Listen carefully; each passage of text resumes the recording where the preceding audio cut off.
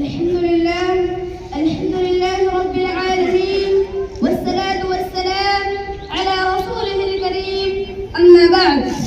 فأعوذ بالله من الشيطان الرجيم بسم الله الرحمن الرحيم إن الله يأمر بالعدل والإحسان وقال النبي صلى الله عليه وسلم المسلم من سلم المسلمون من لسانه ويده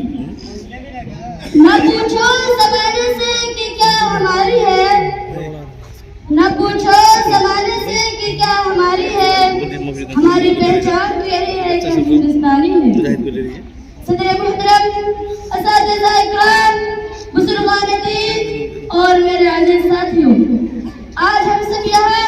اپنے ملک عزیز ہندوستان کے یوم جمہوریہ کے موقع پر جمع ہیں میں آپ سب کو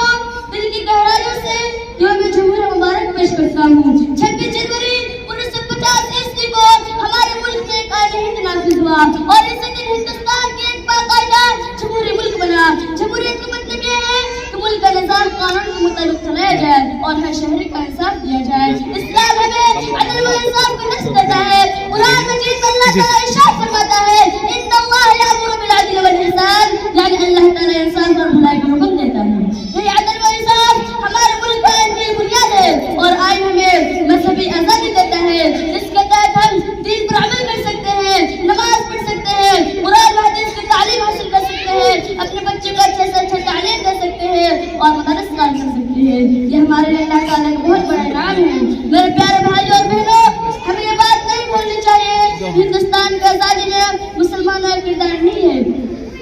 حضرت مولانا ابوالکلام آزاد رحمہ اللہ حکیم اجمل خان اور مولانا محمد علی جوہر رحمہ اللہ اور بے شمار علماء کرام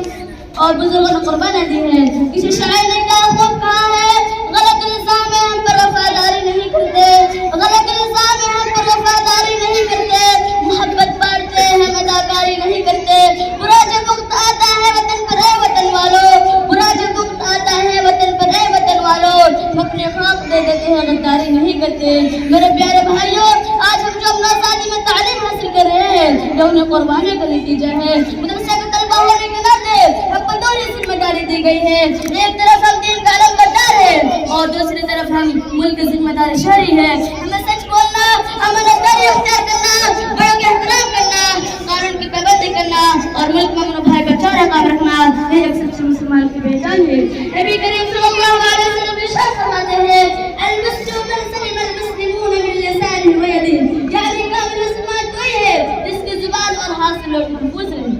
میرے پیارے بھائیوں اور بہنوں یوم جمہوریہ میں سبق دیتا ہے کہ اپنے حقوق کے ساتھ ساتھ اپنے فرائض کو بھی یاد رکھے کیونکہ وطن میں امن ہوگا تو دین بھی محفوظ ہوگا اور تعلیم بھی ہمیں اپنے وطن سے محبت کرنی چاہیے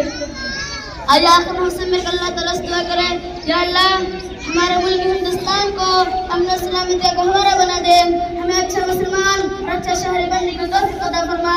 اور ہمیں علم عمل کے ذریعے قوم اور ملک کو خدمت کرنے والا بنا آمین میں ایک شعر پڑھ کے اپنے تقریر کو ختم کرتا ہوں کہ نہ میں تحریک چھوڑوں گا نہ میں قرآن چھوڑوں گا نہ میں تحریک چھوڑوں گا نہ میں قرآن چھوڑوں گا